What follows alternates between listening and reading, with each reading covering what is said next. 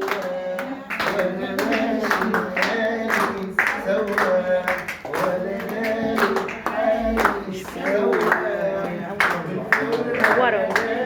نورة مكان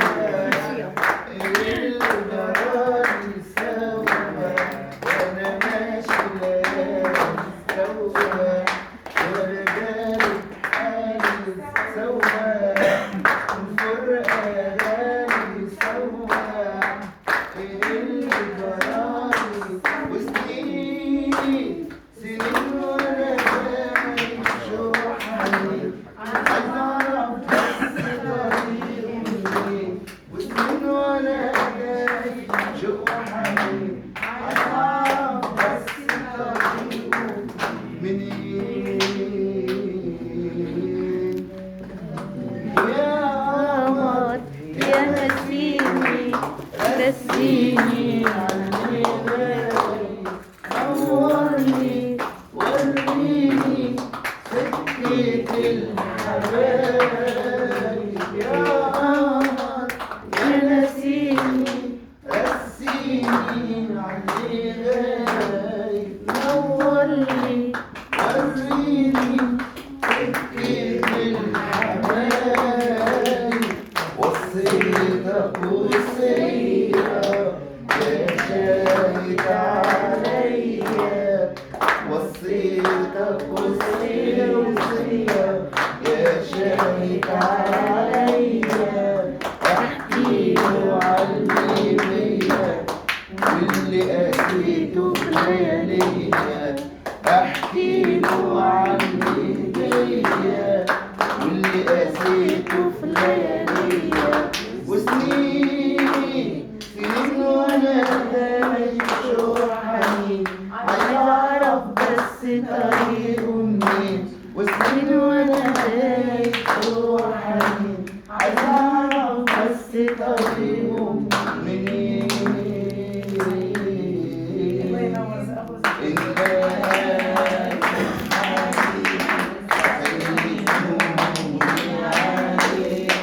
طمنوني رسمراني عاملة ايه الغربة فيه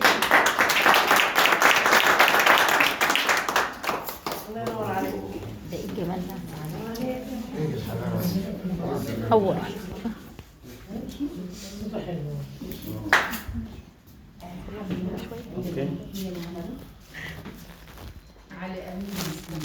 الله اكبر عليك.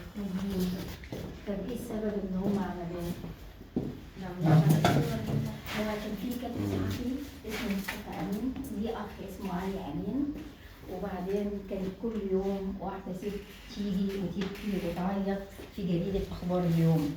ايه الست دي بتعيط ليه؟ ان هي عندها 3 ولاد كبار، الثلاثة دول اتجوزتهم وخلفوا وبعدين سكنوا في أماكن بعيدة، وما كانش ساعتها في الوقت ده كان في التليفونات الموبايل، والتليفون الأرضي ده ما كانش بيجي إلا عند ناس تانية معينة، ما كانش الناس كلها مدخلاه.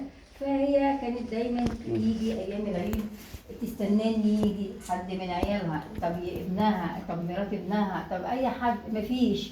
فقالت ان انا ايه يعني، انا دلوقتي اربي واخلف واكبر واعلم، وبعدين في الاخر ما حدش يجي يسال عني ان انا اموت ما بين 4 حيطان كده. فهو حس شعر بالكلام ده كانه حاجه كده جواه، يعني هو برضو لو كبر عياله برضو هيروحوا فين؟ ايه الهديه اللي بتاخدها؟ ايه الجائزه اللي هي بتاخده؟ مفيش اي حاجه. فهو اضطر ان هو يعمل يوم، قعد يكتب في مقالاته كل يوم، برضه هو قعد يكتب في مقالاته ان الام دي شقيت وتعبت وربت، وان احنا لازم ان احنا نحتفل بيها ولازم ان احنا نقدرها. احنا عندنا احتفالات تانية كتيره، ليه ما عندناش احتفال لعيد الام؟ فهو كان اخر مقال كان كتبه كان في عيد الربيع 21 مارس، وبعدين ساعتها جمال عبد الناصر استجاب وعمل عيد الام يوم 21 مارس اول يوم في الربيع، وكل سنه وانتم طيبين. وبعدين عيد الام ده بيختلف من اي دوله لدوله، يعني لو انا مثلا رحت دبي او انا رحت الأردن أو رحت لبنان أو رحت سوريا هلاقي عيد بس مش هلاقيه 21 مارس، هلاقيه هم اختاروا يوم تاني. مصر أول دولة تحتفل بعيد الأم، ومصر أول دولة تحدد عيد الأم، وبعدها الدول العربية حددت، وبعدين الدول الأجنبية عملت، وبعد كده احتفلنا بقى بحاجات تانية بقى، عيد المرأة المصرية وعيد المرأة العالمية، وبعد كده احتفلنا بعيد الحب.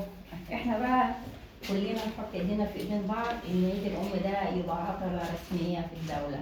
يعني احنا عندنا عيد العمال عطلة رسمية، طب ما هي الست عاملة برضه.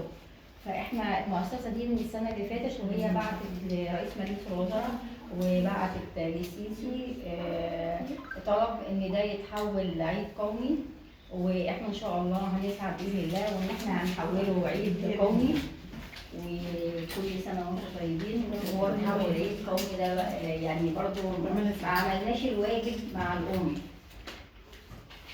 الجنه تحت اقدام الامهات وبالوالدين احسانا.